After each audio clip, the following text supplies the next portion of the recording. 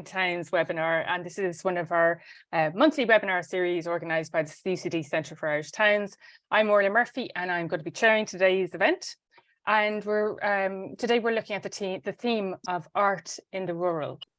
As usual, we'd note that the session is going to be recorded and available to view afterwards on our YouTube channel, and you can access the channel on our UCD CFIT website.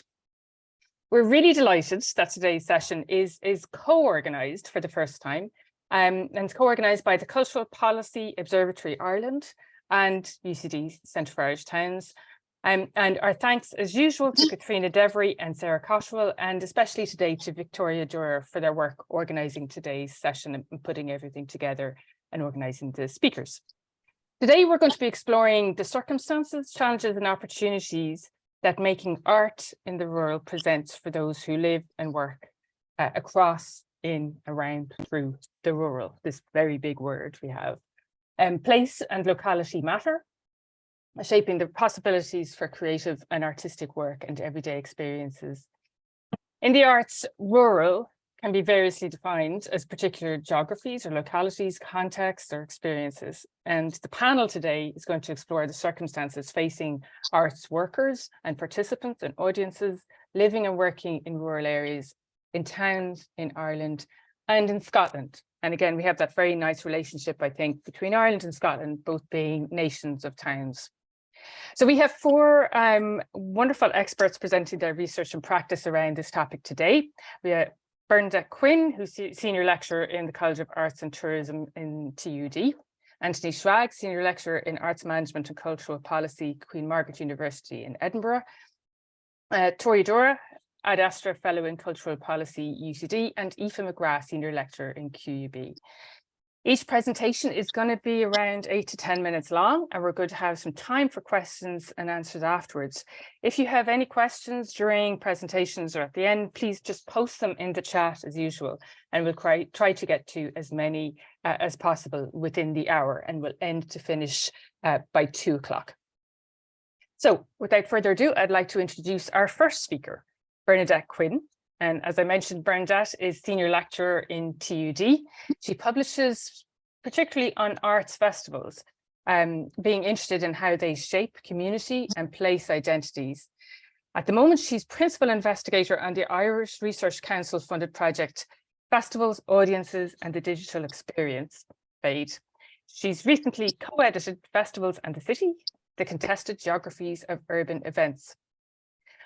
Bernadette is going to be speaking today about harnessing digital infrastructures to make art in the rural, looking particularly at arts festivals and their contribution to the social cultural life of towns, something which I'm very familiar with here based in a town in County Mayo, and to raising questions about what the digitisation of arts festivals might mean.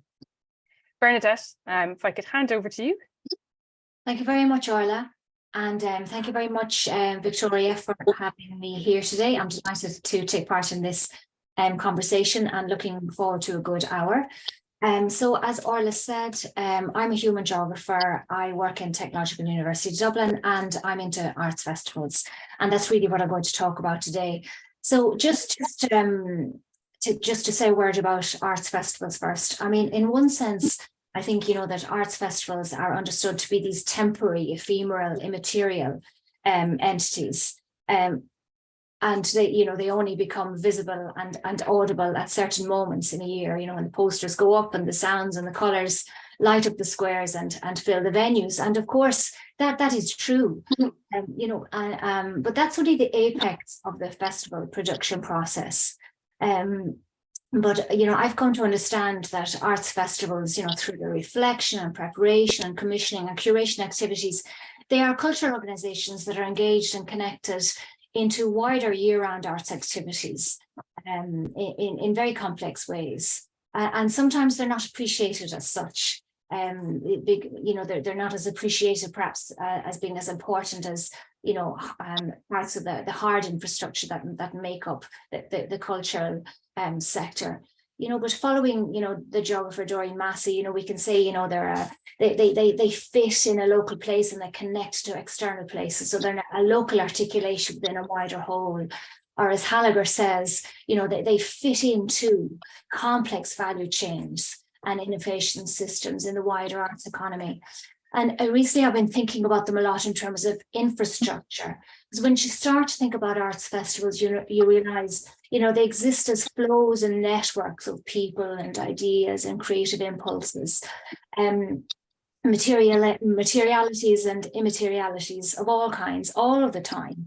And they have a kind of a fluidity and a flexibility.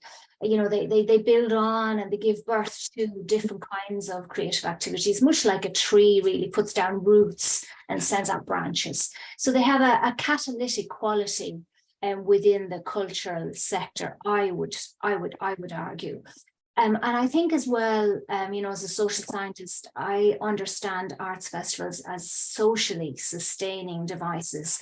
And of course, in a rural context or in a context of towns and villages, this is terribly important. So, they generate different kinds of employment opportunities, and they create a resource for training, upskilling and capacity building for artists and creators of all kinds. But they also open up opportunities for multiple forms of cultural expression and participation and engagement. They foster engagement among people of different ethnic backgrounds, for example. They foster all kinds of social interaction, and they actively encourage people to get involved in their communities. So I think, I would argue that they strongly contribute to placemaking and to making places more socially and culturally inclusive. And that's so necessary, I think, for towns to be thinking about in this particular moment. We actually don't know for sure how many arts festivals there are in Ireland, but last year the Arts Council of Ireland supported 137 festivals through its small and medium festival scheme, and a lot of those would be in towns and villages. The Arts Council last year also strategically funded a further 19 festivals. And now a lot of those would be in the cities, but some of those are in towns like Bantry, Carlow, Wexford. So I suppose, a key pitch for me today, because I don't know who's in the room and I don't know how many people would ever be interested in arts festivals, but I would be strongly arguing, that arts festivals have a substantial and an important presence in many, many towns around the country. And they have had so for a very, very, very long time. So today then specifically, I want to draw on some findings that are coming out of the project there that Orla mentioned. So we've got an IRC, luckily we're fortunate to have an IRC funded project where we're looking at arts festivals and digitalization and what that means. It's led by myself and my co-PI, Brian Vaughan, in the School of Media in TU Dublin. And our work is being supported, been supported by research assistant Samantha Morris and currently by a postdoc researcher, Amy Moore. So obviously, as most of you probably realise, during COVID-19, festivals couldn't happen because collective gatherings weren't allowed. And this, of course, had an enormous effect on arts festivals, as it did on the arts and cultural sector more generally. And we know that one of the sets of responses that arts festivals came up with was to turn to technology as a way of sustaining connections with artists, creative activity, with audiences, and a way of keeping activity going. So since then, of course, an important set of questions is, well, how did that work out, and what possibilities does digital technology offer for developing arts festivals and the arts more generally into the future? Now, most of our work is actually in towns and villages. We're not particularly looking at the large cities, and we're interested in rural places. And, I think a question that might come up today is, what is the rural? But of course, it's a very dynamic and contested term. And one of the forces that's changing the world is, of course, technology. I mean, we're currently seeing a rise in remote working, facilitated by technology, which means more people have greater flexibility to stay in or to move to rural places. Our population is becoming more culturally diverse, which of course is also being fostered by technological change. We know then that the state requires digital infrastructure to support the changing demographics and the changing nature of economic and social and cultural activities throughout the country. And we do have a national broadband plan being rolled out, which ultimately will reach 96% of the country's landmass, but that's in process. And at the moment, there are many gaps. We know that we have a series of broadband connection points being rolled out in rural places. And these are interim places with high-speed connectivity to help people access, communally broadband. And of course, we're probably all aware that we're seeing an extensive network of mostly privately run digital hubs and shared working spaces spreading out in towns around the countries. So these are signs that the digital infrastructure is most definitely growing. So I suppose we're wondering, how is that shaping the arts sector, the arts festival sector in particular? And we've been gathering data with people working in the arts and in the digital arena in towns and villages through a case study approach. So to date, we have been in the West Cork region, and we've been working in towns and villages there. We've been doing some work in Tipperary, and we'll be keeping work going in other places as well. And we're also administering a nationwide survey to arts festivals, trying to find out what are they doing in the digital zone. Now, our data is only emerging, but from what we've gathered so far, we think that digital arts, firstly, digital arts as a practice will come to feature more strongly in festival programming in future. And we also think that digital tools and platforms will continue to play a role as media for delivering programs, as they certainly did during COVID-19. So we found that the pandemic prompted a marked but uneven, very uneven uptake of technology among arts festivals. Now we've gathered any amount of examples that show the creative ways that festivals moved digitally, but the uptake was definitely uneven. So many organizations lacked the resources to make the shift. So that's a key point to note. Some are located in areas where broadband connectivity is just too prohibitive.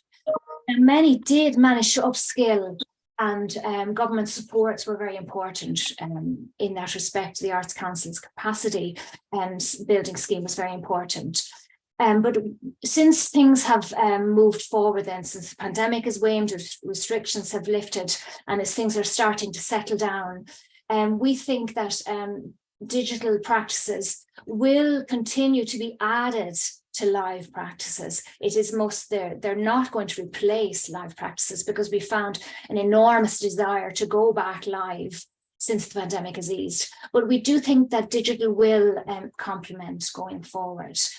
And so we think there's a huge amount of potential. I mean, we saw the potential that technology gave during COVID. So we saw festivals increasing their audiences, developing new audiences, raising their profiles, enabling festivals, keep artists employed, keep creatives employed, keep audiences engaged, keep communities connected. So our data is coming in and showing us all of that. But going forward, I think today we want to talk about challenges, just to run through a few challenges then as I close.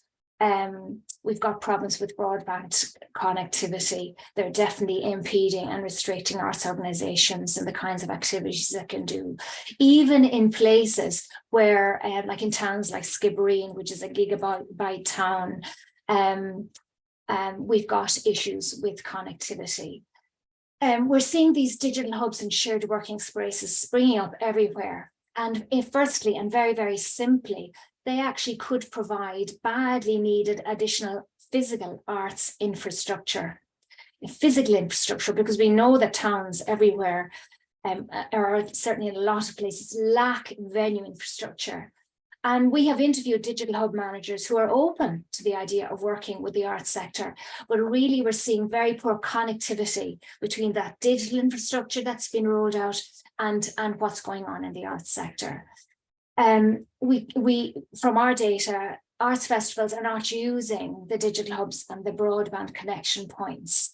And we see loads of potential for these centres to accommodate and assist production and consumption of arts activities if these digital hubs were conceived of as centres that had a function that went beyond economic development and that went beyond the concept of remote working to embrace much more the concept of cultural development. There is a cultural strand to the programming being rolled out by broadband connection points, but really there's a lot of potential to be fulfilled there yet. In fact, in our data, we have learned about publicly funded financial incentives that could be used to facilitate links between the digital infrastructure and subsidised arts organisations, but really a lack of awareness of these incentives and a lack of connectivity between the sectors is currently prohibitive. So I think we'd like to see more strategic thinking about building connectivity. Of course, the spread of digital infrastructure and broadband connectivity is enabling this remote working to happen, and we're seeing small and medium enterprises often working in the digital tech sector.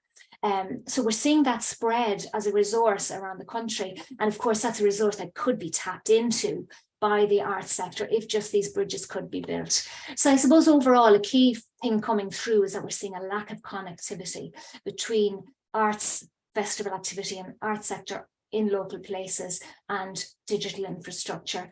And I suppose as a starting point, greater connectivity within the arts sector itself could perhaps develop a stronger collective presence and a collaborative presence, for arts and cultural organisations in both the commercial and subsidised sectors, to work and network with digital infrastructure providers.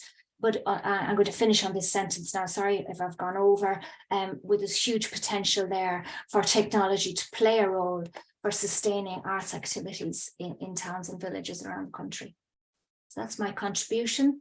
Bernadette, thank you so much. That's a really, really fascinating talk, and living in a town that really values its annual arts festival, I really appreciate that how the festival actually shapes and changes spaces and makes use of underused spaces or spaces that aren't traditionally used for arts practice or exhibition or performance, and changes them. And that has a legacy in the town, and it changes from year to year. And certainly since the end of the pandemic and how the festival has come back, that has changed again. And there is a big impact of remote working and the potential, I think, for digital hubs to be part of that placemaking experience, I think is a really, really fascinating point. The term elastic hospitality comes to mind, which I love. It was in William Thackeray's book about travel around Ireland, that towns have this kind of elastic capacity to shift and change, and that's part of their resilience, I think. So thank you very much. I'm going to move on now and introduce our second speaker, Anthony Schrag. Anthony is a practicing artist and researcher and senior lecturer at Queen Margaret University in Edinburgh. And the central focus of Anthony's work examines the role of art in participatory and public contexts, with a specific focus on social conflict, agonism, and ethics. He leads on both the MA Arts, Festivals and Cultural Management and the MA Applied Arts and Social Practice, and is a member of the Centre for Communication, Cultural and Media Studies Research Centre, leading the Practice Research Cluster, Finding and Using Creative Knowledge. Anthony's talk is focused looking at not solutions focused arts organisations operating in remote and rural areas, findings and discussions from the Rural Arts Network Scotland, specifically how cultural managers in the rural context resist being positioned as problems to be solved by developing a community of practice. We're looking forward to hearing from you, Anthony. The floor is yours. Thank you so much, Orla, and thanks for that framing, Bernadette. It's interesting that the phrase that was sort of been used, this idea of placemaking and being elastic, is actually kind of the impetus for the Rural Art Network. Was actually this conversation I had with someone who was talking about place breaking and how festivals and activities within small rural towns were actually sort of like breaking the town in terms of their economic push. And the way that that was coming around the pressures on these organizations to do certain things because they were required to be certain things. And so I'd be really interested in kind of in extending this discussion about placemaking versus place breaking and the way that art and culture kind of does that. But what I'll do is have a short presentation which kind of looks at some projects that I've been running in Scotland called the Rural Art Network. We developed a pilot study really early on in 2019, which really basically the premise was fairly simple, is that quite a few rural arts and remote organizations within Scotland, including festivals, were simply very far away from each other. And actually the learnings that they could have to share with each other were never shared between each other because they were so far away from each other. And this idea that how we could bring people together to talk about what in Scotland is SIMD, which is the Scottish Indices of Multiple Deprivations and or Participatory Arts, initially was this idea we would bring these rural arts organizations together to talk about these problematics. And the identified themes were questions of how we deliver this work, but also the questions about how funders and policymakers understand the existence of the rural, especially in Scotland. I think Ireland has a much better grasp of that, whereas in Scotland, because everything kind of happens in the central belts, there's a sort of lesser understanding of that. And then there was all these questions about infrastructure, which are not necessarily related to the arts, but there were things about housing and cost of living and difficulty of transport, but also how those within the rural arts organizations could develop. And very much this idea of the romanticism of the rural. And obviously there's this sort of ongoing concern of what do we call the rural, and that kind of, with all the meetings we have, that comes through. But I think one of the things that came through really centrally was that a lot of arts organizations don't consider themselves remote or rural. They consider themselves central, and everything else is external. And so that was a really kind of a question about how the infrastructure we might use to reflect upon what these things were and how they were operating kind of kicked off. And so we had 4 events, and I'm just going to talk about the kind of main ideas that came through these 4 events and some finishing questions. The pilots, the study kind of ended at the end of 2022, and so we're just kind of figuring out next steps. But this happened over the course of the pandemic and after that. So we've met 3 times in person, 1 time online. But it was very clear when we first met that actually the idea of a community of practice was central, because the vast majority of the rural arts managers that worked in these places didn't know who the other people were, didn't know how they operated, didn't know the ways that we could develop relationships with these people. And so developing a community of practice was kind of considered central, but also considered this question of advocacy, how we could develop a group of people who could speak to funders, policymakers, external bodies was a sort of central part of who we were going to be. But also this idea that, of course, rural arts organizations, they're people who live and work in towns. They are part of families. They are part of the network. They're part of everything. And so how we separate the manager position was problematic, considering that actually we really didn't want to add to the workload. We wanted to kind of figure out who these people were and how we could help them. Some of the questions that came out, I think, were really interesting, which was that there was, in the second event, there was a lot of concerns about how the rural arts organizations could be a support mechanism as opposed to an echo chamber. Oftentimes we get these people together and we talk about the same things, and we kind of forget that there's far more things happening in the world. But also questions about like simple management tools, such as questions of budgets, timelines, evaluation, certain economies, they're really urban centric. How could we sort of start to advocate for these kind of management tools that had more of a rural based ontology? But also what was within the wheelhouse of the rural arts managers to fix, and what was those outside of the wheelhouse? So for example, how do we speak to local authorities, housing associations, those sorts of people to advocate for the particular issues that rural arts organizations face? Some of the concerns that started to sort of emerge after this community of practice started to develop was things like how we start to sort of balance addressing the local concerns versus bringing in new ideas and external concerns. But there was also questions of, again, evaluation, and how, there's a question of numerics within a rural arts organization. If you get 10 people to come to an event, that could be 10% of your population. That's pretty good. I'd like to see a big city bringing 10%, a big organization in a city bringing 10% of their population. So how do we kind of question and challenge those evaluative structures? But also then these questions about diversity, there's a question about racism within the rural, and how do we talk about, the context of people in the rural talking about diversity in ways that are accessible and useful. And I think where a lot of these things kind of came to a core and a fruition was in our last event, which happened in November, and a little bit like what Orla said, you know, the idea of Scotland being an island, being a nation of towns, was this sudden recognition that actually Scotland is a rural country. We are rural places, and in fact, the vast majority of our activities are rural, and so therefore, rather than coming from a place of deficit, there was a recognition of actually how do we talk about our activities from a place of confidence. And that really came out when we invited people like Creative Scotland and policymakers to come and speak to us, who were kind of recognizing that the activities that the rural arts managers were coming from were really groundbreaking and that were really innovative, cutting edge practices. We don't really see that often because we're not speaking to other people. We're not speaking to anyone else. We kind of live in that small bubbles of our experience, which makes utter sense.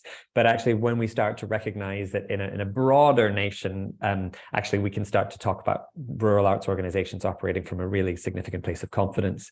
There was also a really strong recognition about the power of staying local, and of course, rural arts organizations working very closely with local, as I say, local housing authorities, local development trusts, people who aren't necessarily in the arts, but actually then the art becomes another tool in the wheelhouse to be able to address the community development, and not in a sense of as I mentioned earlier, this question of sort of place breaking. It's about actually how it adds to the broader questions rather than bringing the art in to sort of overpower a town with culture that might have economic purposes, but what happens to actually the people who live there.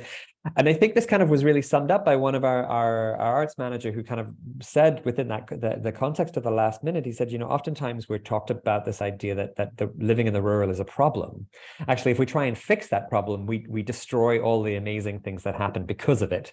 And so how then we can really think about reconfiguring that notion of rurality being a place to fix, versus actually these are the very conditions of our existence, and actually start from that point, was certainly within the context of that study, which was very small, was a really massive, I guess, sea change into thinking about how we can think about building, not only building that community of practice to advocacy, to all those sorts of things, but actually how we can then speak to different sectors and support those different ideas. And I think in terms of next steps, I just wanted to kind of touch on things is that we are kind of going forward for more grant funding to support this work and this development, but I think there's questions of how we recognize the complexities between these organizations. The vast majority of the ones that I spoke to were predominantly within what you might call the visual arts or socially engaged practices, but that obviously we need to start speaking to theatre practitioners, digital makers, individual artists, all those sorts of people. There is a question of why I, who live in Edinburgh, who live in the centre, should be running this, and this really should be grounded and based in the rural, but we're working on that. But I think there's that question that I want to end with, which does go back to that question of infrastructure, about how we think about the specific infrastructures that are required in these specific contexts, but also how we kind of recognize the centrality of the rural arts practitioners' existence as central to them, and the urban as being the distance, as being the thing that's far away, because that's the way we can think about it. So I'll stop there, and I think there's lots to kind of touch on and talk about some of these questions, but I'll stop there and yeah, go from there. Thank you so much, Anthony. That is absolutely fascinating. I'm just kind of making some little notes here, and I think that the question of how we describe rurality and its multiple layers and levels and conditions is probably key to that, and that it isn't a problem. But if you take both Ireland and Scotland, the majority of both countries would be classed as rural, but within that, it's not one version of what rural means. And I think even creating the space where you can discuss that, explore it, and discuss what it means for arts practice sounds like it's really valuable and worthwhile, and the conclusion that it's not a problem to be fixed, but it's actually something to be enjoyed and interrogated, and I suppose questioned in terms of what it means, particularly for other social questions of class, diversity, decolonization, race, ethnicity, ability. So I think it raises so many issues, and some of them are overlapping with Bernadette's as well. So hopefully, if again, just to encourage any anybody who's come new to the session, if you've any questions for any of our panelists, please do put them into the chat, and we'll try to get to as many as we can after all of the presentations. So I'm going to move on now to introduce our last two paired speakers, Victoria Durrer and Aoife McGrath. Victoria is a Astra Research Fellow in the Cultural Policy at University College Dublin and co-founder of the Cultural Policy Observatory Ireland. Victoria is a social scientist, and her work focuses on how the spatial and relational dynamics of administration and policy both shape but are also challenged by artistic practice as social, cultural and professional endeavours. Tori is committed to publicly engaged research and often works in collaboration with stakeholders. Tori and Aoife are presenting together. Aoife McGrath is Senior Lecturer in Drama and Dance Practitioner Scholar at Queen's University Belfast. She engages in interdisciplinary choreographic research, critical dance scholarship, and dance engagement and advocacy work. She's published widely about dance on the island of Ireland, and her current projects are supported by Horizon Europe, Future Screens, NIAHRC, and the Higher Education Authority of Ireland. So Tori and Aoife are going to speak to us today about sites of significance, understanding the dance ecology in rural border areas. Tori and Aoife, over to you. Great, thanks very much, Orla, and thanks very much for linking with the presentations today. It's been really interesting to hear from Bernadette and Anthony, and also an amazing group of people in the room, some of whom I've taught, some of whom I've learned from. So thanks so much for coming. So Aoife and I are going to reflect on our approach and our initial findings from this project, which is a mixed methods project funded by Cavan County Council Arts Office and Creative Ireland. And we've been seeking to better understand the pathways to engagement and work in dance that are experienced by dance artists and facilitators within the territorial rural border area of Cavan and Fermanagh Omagh kind of local authorities. And the research builds from our individual disciplinary positions in dance and culture policy and our now kind of 4-year collaboration over a number of projects listed here. And we're kind of drawing from these projects, which has influenced our thinking moving forward with the Sites of Significance project. So our work to date has indicated a kind of number of things. That dance as a profession is multi-jobbing in nature, and this is the case across a range of dance styles and across a number of different professional and non-professional settings. So people in dance may be working as performers, facilitators, teachers, choreographers. We also have learned that, place and situation relate to the type, the availability, the opportunity, and aspiration in terms of broader cultural activity. And for dance on the island, we were particularly finding an urban-rural divide. So to illustrate what we mean by that, through kind of survey work with our colleague Peter Campbell, professional dance artists worked most often in kind of capital cities on the island, likely due to the concentration of access to facilities like studios, rehearsal spaces, education, networks of support, opportunity, and maybe being close to where they lived. But we found that while places mattered, when we started to look at the broader experience of working in dance across the whole of the island, we began to see a network of interdependencies supporting and enabling professional, publicly subsidized practice. So the great mobility of dancers across the island for touring of work and making of work, for facilitating youth and community activity, co-productions between companies on either side of the jurisdictional kind of boundary, activities enabled by relationships between individuals, but also through more formal arrangements like EU funding, local authority kind of shared opportunities and the like. So while a lot of, on the island, arts work and engagement doesn't really stop at the border, even though lots of our policies might do. But at this stage, our research had largely been focused on professional and publicly subsidized dance practice. And the funding from Cavan Arts Office and Creative Ireland kind of gave us the opportunity to look beyond this specific area of practice and get a closer look at place-specific ecologies of dance in the case of this particular border area. So myself and our research assistant, Arrow, have been conducting an audit of dance activity through the first kind of stage of our research, looking at the type, the style, the location, the venues, and the kinds of participants and facilitators. And I'll share the initial findings before passing over to Aoife. So what we've discovered so far, probably to no one's surprise here in many ways, is a rich and diverse ecology of dance practice, particularly in the range of styles. So you've Ulster Scots, Irish traditional dance, jive, country line, broom, ballet, hip hop, street, contemporary, happening in a variety of sites in and beyond towns. So sure, we have our arts venues, but we're also in parish halls, industrial estates, pubs, hotels, differing enterprises, and not necessarily for paid labor. So you have voluntary kind of led social dancing, as well as stage and dance schools, individual freelancers doing work, local authority funded dance residencies, across forms of different engagement or kind of groups, you know, children, youth services, community, evening and social nights out, hospitals, care centers, and a demographic of facilitators that challenges the norm that you tend to find in dance and kind of the publicly subsidized professional dance. So we have a number of kind of older male facilitators kind of leading a lot of these activities. You know, while this is regionally grounded and influenced by traditions, you know, particularly in this area of mumming, broom dance, and familial ties and relations, so like it's not surprising to find married couples as instructors together.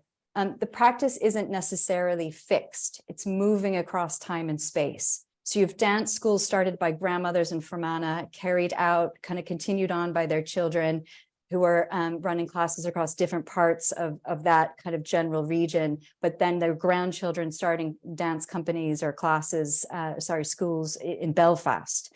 You have country line social dance instructors moving across the border to different geographies and venues, and dance competitions that take you throughout and off the island. So we start to see how the rural is a multi-scalar kind of network of people and places across different territories, practices, and experiences. And I'll pass over now to Aoife, who'll kind of talk about what we're thinking about with this next, you know, moving on from this learning. Thanks a million, Tori. So alongside Tori and Ero's wonderful work on the audit of dance activity in the region, I've been working on developing the practice as research elements of the project. So in particular, the dance methods that we will use to gather traces of the embodied knowledge of participants in relation to where and how they dance in this rural border region.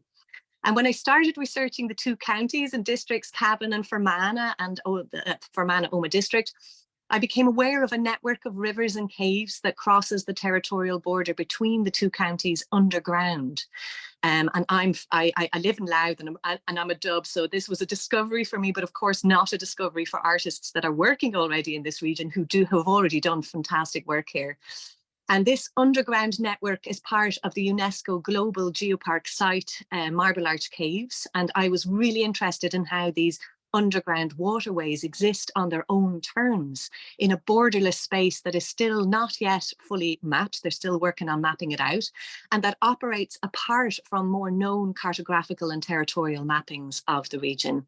And I felt that there was a rich conceptual link to be made between the often hidden experiences of dance in the two regions and the embodied connections that are made through these dance experiences that by necessity move back and forth across the territorial border, as Tori already mentioned, and that often goes unseen due to dance activity at the local community level, often not accruing wider visibility due to a lack of recognition for activity that perhaps doesn't get funded by the Arts Council, for example, or isn't part of formal education provision on the island. So it's this activity that then falls outside the usual processes of counting and accounting for dance on the island that we're interested in.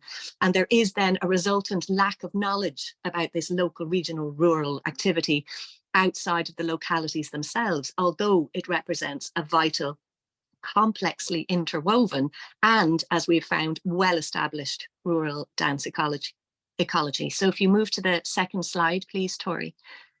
Thanks a million.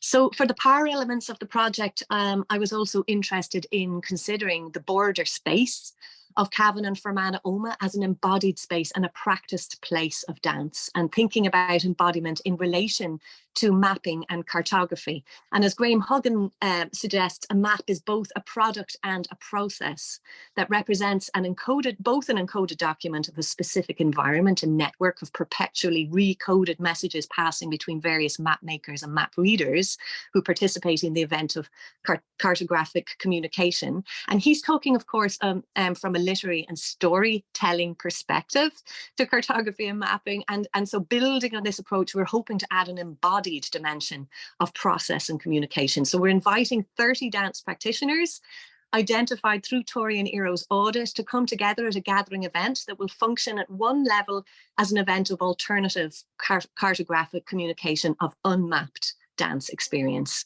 And I'm currently choreographing dance mapping workshop activities for the participants that highlight individual embodied experience of dance and making dance and traveling for dance in and from rural locations. And Paula Caspau speaks of how choreography can reorganize space and become itself a kind of map. And in this way, the proper and officially mapped places are displaced and they become unrecognizable or recognizable otherwise, which kind of speaks a lot to what Anthony was talking about earlier. And the danced workshop responses will then hopefully create an alternative map of danced experience in this rural border region that, as Christine Cusick and Derek Gladwin call for in their wonderful edited collection about the practice of cartographer Tim Robinson, who worked for many years in the Clareburn, allows for a more generative process of cartography that permits a mapping of cultural terrains and that departs from traditional forms used in colonial projects. And the dancing body, of course, having long been a site of political and ideological colonisation on the island of Ireland. So finally, we knew that the location of the gathering event had to have a connection to the place-specific ecologies that Tori spoke to. And we were thinking of the county towns and perhaps a town hall. But when looking for an in-between border crossing space, we knew we would need to extend beyond the towns to a shared space for the both counties. So the Marble Arch Caves at the UNESCO Global Geopark quickly emerged as the most appropriate location, both practically as a border site, and it's the only global geopark in the world to cross a territorial border, and also conceptually, as I discussed earlier. So we're going to film all of the activities across the gathering event, the workshop activities, a dance sharing session, and the focus group discussions led by Tori. And I will also direct a documentary film using footage captured on the day. And through these mixed methods, combining these different modes of research across the audit and the gathering day and the film, we hope to get a more informed sense of and ultimately bring increased awareness to the richness and the multi-scalar nature of this rural dance ecology and the importance of paying attention to individual embodied experiences of it when considering how to support pathways to dance and arts development in the rural. Thanks very much. Aoife, Tori, thank you so much. That's absolutely fascinating. What's the date that do you have for that gathering? The 22nd of May. So we are fast approaching it. It sounds absolutely beautiful, actually. I'm fascinated by, I love maps, and I'm fascinated by the kind of connection between, hinting at kind of choreographic notation and mapping, and how bodies in space, like dances, is essentially our bodies moving in space.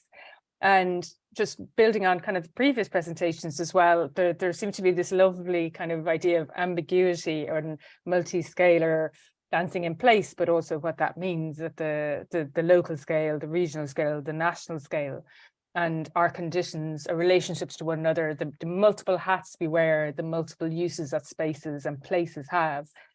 So I think it's a really nice way to kind of finish the three talks about art in the rural, because it feels like we've kind of opened up, I hope, a discussion about what art in the rural might mean and how it's perhaps evolving or changing.